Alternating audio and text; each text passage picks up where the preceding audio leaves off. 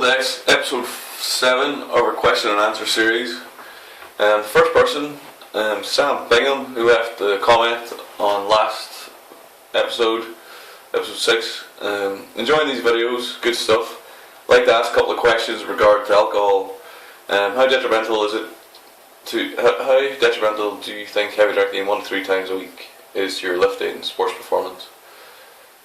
Number 2, how would you recommend accommodating drinking during times you're cutting weight? Cheers. Cheers, Sam.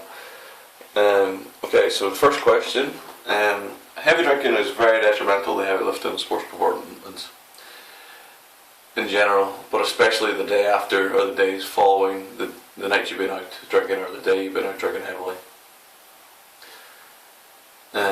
If you drink extremely heavily, it can take 3 to 4 days for you to get kind of anywhere near your normal self, and this is mainly due to dehydration. The day after is for various reasons, but as you go, you can get so dehydrated from heavy drinking that it can take 4 or 5 days or 3 or 4 days to get back to your hydration status from before, which means you'll train worse, you'll perform worse. Yeah, it's not a great idea. Of course, it's okay to have a night out at the weekend and have a beer or a glass of wine every now and again with a meal, but if you're going to take your training very seriously, I would encourage you not to drink, as it affects recovery negatively and performance in training and competition as well. If you train Monday to Friday and have a few drinks on a Friday or Saturday night, it will not affect you too much at all.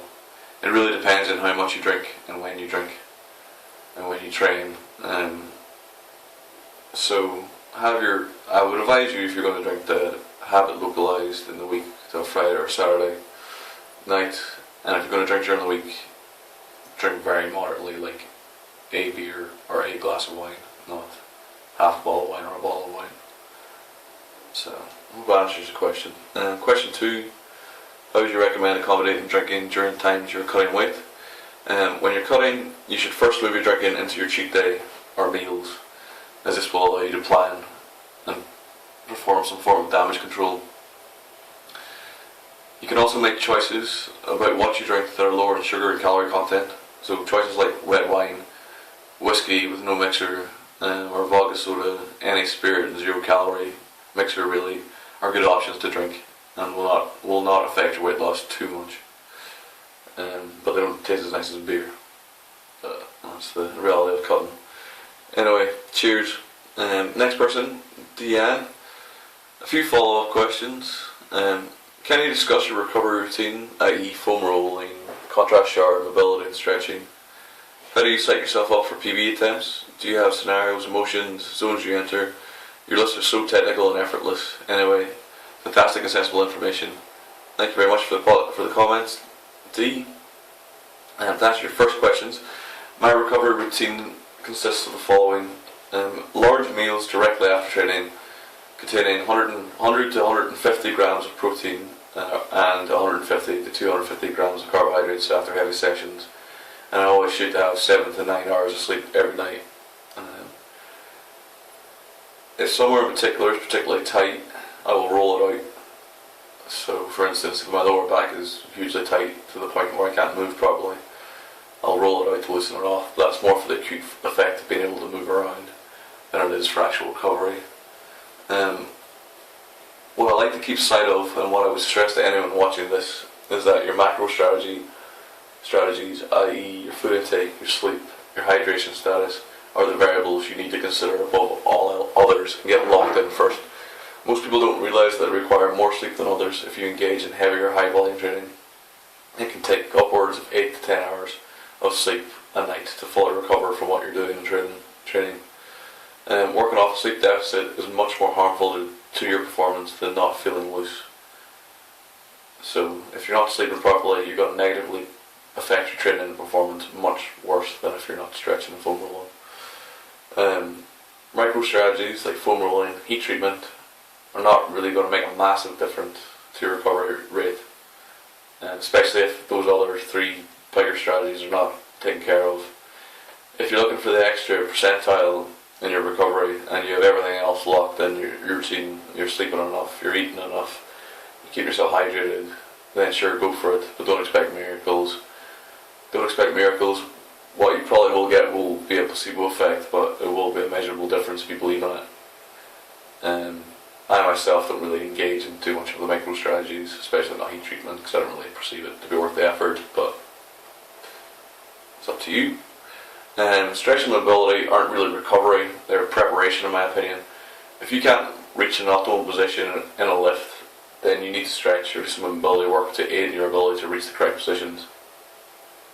I personally do drills like pause squats, broomstick dislocates, leg swings, etc. to warm up for sessions. I don't really do much extra in regards to stretching and mobility. If I felt I needed to, I would, but considering I just do the power lifts really, I don't really require the extra mobility that someone like a weightlifter would require.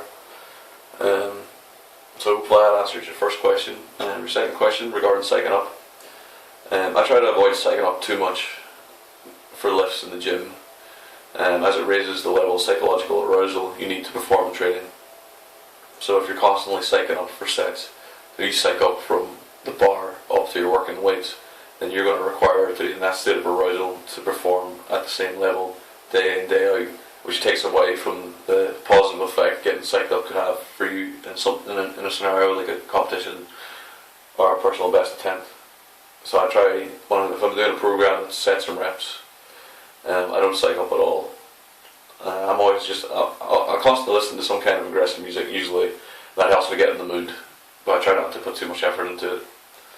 If I'm about to attempt a PB or I'm approaching a rep out set in a heavy lift that will require maximal effort, I will try and psych myself up as much as possible. I will listen to the same kinds of music. I've got the same songs that I listen to, and these songs act as like a primer to me, and they make me get into the mindset that I'm about to put in a maximal effort.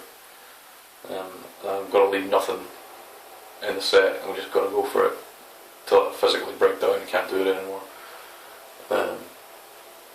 For sets like that, or for PBs, I'll often spend 1 to 2 minutes before I start giving myself a mental address. Normally just getting into an aggressive mindset or convincing myself that what I'm going to do is smash this attempt and that it's going to be easy. I will sometimes shout, etc., but I'm trying to keep this to a minimum. Sometimes it just comes out, especially in rep out sets. Hopefully that answers your question. That concludes episode 7. Any questions or comments, leave them in the comment section below or send me an email at the address provided. Thanks very much, and I'll see you next time.